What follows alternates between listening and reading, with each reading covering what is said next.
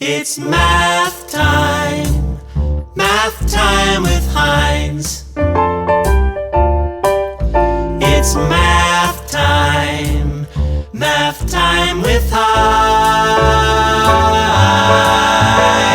Math time. Hi everybody, welcome to Lesson 7 here, where we're going to continue what we did in Lesson 6, where we wrote models for these exponential functions. So today's lesson, we're going to continue working with that idea of we have some starting amount that's growing by some percentage, or sometimes it's decaying by a percentage to the t. Because whenever I grow by a percent, repeated a constant percent rate of change, whenever I keep growing by a percentage or decaying by a percentage, it's always an exponential function. So remember, it's 1 plus the decimal or 1 minus the decimal. So the number of carbon atoms in a fossil is given by a function that decays by 5%. So 0.05 is my decimal here. 0.05 is my decimal here. If there's initially 5,000 grams of carbon, so I'm starting with 5,000 grams, write a function for C of t. So C of t equals, well, I'm starting with 5,000, and I need my multiplier. Well, I'm decaying, so 1 minus 0.05 to the t. Or you could have said, all right, Heinz, I'm losing 5%, which means I'm keeping 95%. That's how I like to think about it. But if you're more of a formula person, it's 1 minus the decimal they give us. And that's our function. All right, so the Ebola virus has an infection rate of 11% per day, and the SARS virus, hopefully it's not SARS-CoV-2, it's a different SARS virus, we'll assume, has an infection rate of 4% each day. So I'm growing by percentages, which tells me these are exponential functions. If there was 1 case of Ebola and 30 cases of SARS, write functions. So a lot of the time, viruses kind of have this exponential growth, as we've seen with the coronavirus, of how those graphs kind of skyrocket up really quickly and have this kind of exponential trend. So let's write our Ebola function first. Well, I'm starting with how many people? I'm starting with 1 person has Ebola, and it grows by 11%. Growing is 1 plus the decimal to the d. And the SARS virus, well, that function looks like what? Well, it's starting with 30 cases. But it's only growing by 4%. It's growing at a slower rate, 1.04. Remember, divide it by 100. Take your percentage and divide it by 100. Those are my 2 functions. So on day 53, who has infected a larger population? Ebola. So I need Ebola at 53. And I need SARS at 53. So let's just type that into a calculator. I'm going to go to my calculator here and type in 1 parentheses 1.11 raised to the 53rd. So we approximate that there's going to be about 252 people with Ebola. Or what about the SARS virus? 1.0, whoa, too many. 1.04 raised to the 53. The other function, that's only going to have 239-ish. So the winner here, Ebola was 252-ish, and SARS was around 240.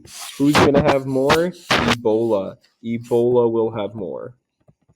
Okay, so these exponential functions actually play some role when we're looking at viral spread, as we're all experiencing right now.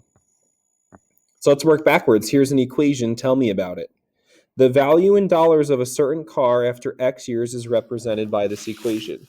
So when I see this equation, I notice it's exponential. Why? The variable's living in the exponent. I also notice it's decaying. Why? That base is 1 minus something. It's smaller than 1. So that's just kind of my first glance at this function. What's the initial value of the car? Well, the initial value is that coefficient out front. So the initial value is 25,000. Just by looking at that equation, I can tell you what the starting value is. What's the percent rate of change? So when we deal with decay, pretend like this is your test score there. Well, if that's your test score, you got an 86% on the test. So what does that mean? 86 is not the answer. 86 is what you got on the test. I want to know how much it changed. Well, that means you lost 14%. So it's 14% rate of decay. It's 14% decay per year, right? Each year. So I need to figure out when I deal with decay, how to make this number whole, how to make it back to 100%. Well, I lost 14%. Those are tricky, and you got to remember it. It's not 86. It's what gets me to 86, which is 14% losing. To the nearest dollar, how much more is the car worth after 2 years than 3 years? So we have to see V of 2 and V of 3. So I like to go to my table for this. I'm going to type this in to y equals. I'm going to type that into y equals. I only need one x there. And I'm going to go to my table and get my values. So I'm going to go to 2 years and 3 years. 18,490. V of 2 is 18,490. And V of 3 is 15,901.4. It's right there. Highlight it to get the actual number down here. Equals 15,901.4. So how much more means I need to subtract those two values. So I need to do 18,490 minus 15,901.4. So 2588.6. 2588.6, but to the nearest dollar. So we're going to round up there. 89. It's about, in that 1 year, it lost $2,589. But remember, that's not each year because I'm changing by a percentage. There's not a constant rate of change here. It's losing a constant percentage each year. So between any 2 years, it's not always $2,000 gone. It depends on, it's going to slowly decrease. That rate of change is not going to be constant. So for a recently released movie, even though no movies have been released recently, the function is here.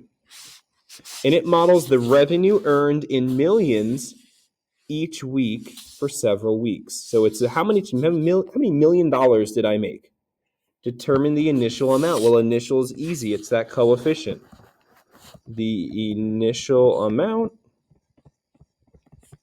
of money is $119.67 million. That's the initial amount of money they made the first week when they initially released. Determine the percent of change. Well, remember, this is decaying because it's smaller than 1. So we need to pretend we got a 61%. 61% is not the answer. That's what you're keeping. I want to know what you lost.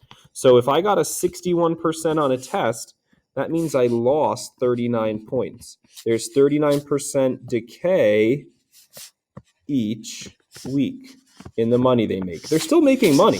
They're just not making as much money each week because the movie's not as popular anymore.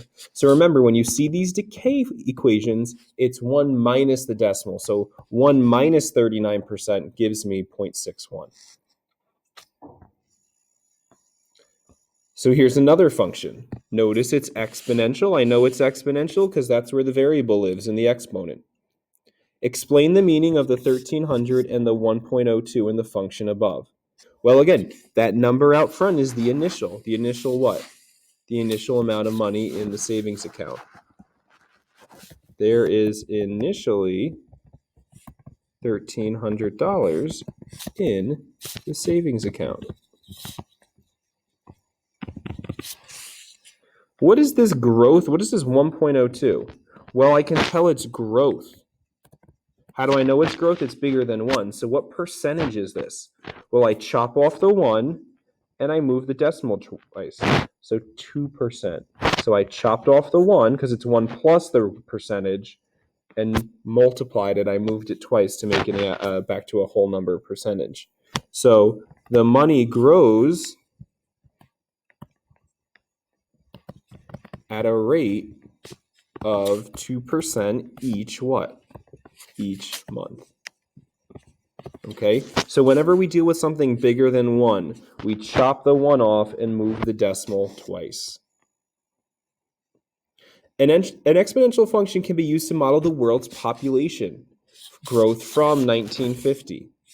So here's our exponential function here that they gave us, where 2519 represents the world's population in millions from 1950. So 1950 is my initial value there. What is the percent of growth? Well, it's growth clearly because it's bigger than 1. How do I find the percentage? Well, I chop off the 1 and move it twice. So 1.77% each what? What's t? Each year.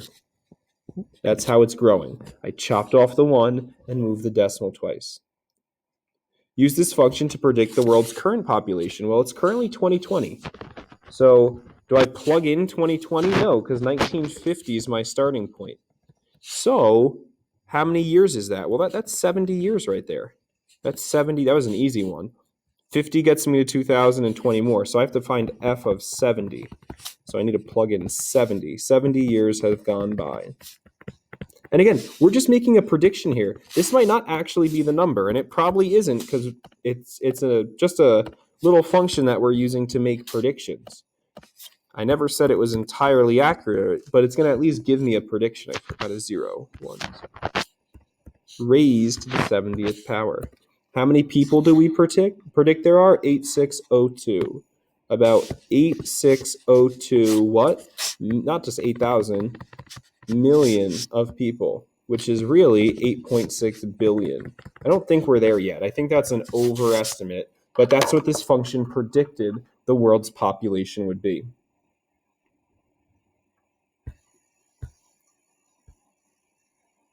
All right, we're going to skip the rest of this lesson and call it a video here, and I'll see you guys in the next video.